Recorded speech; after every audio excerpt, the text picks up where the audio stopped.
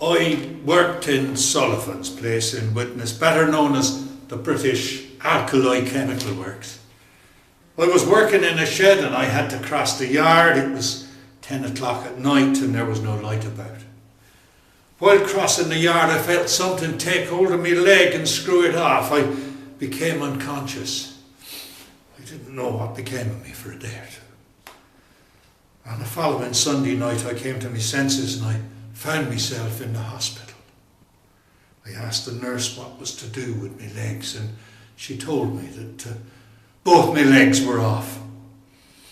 There was a stationary crank in the yard let into the ground. The hole was 18 inches long, 15 inches deep and 15 inches wide. The crank revolved at about, in the hole, 3 revolutions a minute. There was no fence or covering over the hole. Well, since my accident, they've stopped it all together and have covered the hole up with a piece of sheet iron.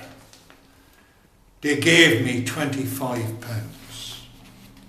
They told me they didn't reckon that as compensation. They said it was only for charity's sake. Out of that, I paid £9 for a machine by which to wheel myself about. I was labouring at the time my legs got off.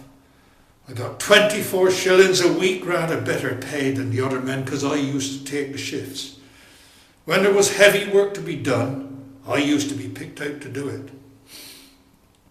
Mr. Manton, the manager, he visited me several times at the hospital.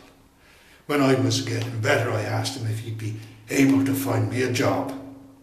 He told me not to trouble myself, as the firm was not cold-hearted.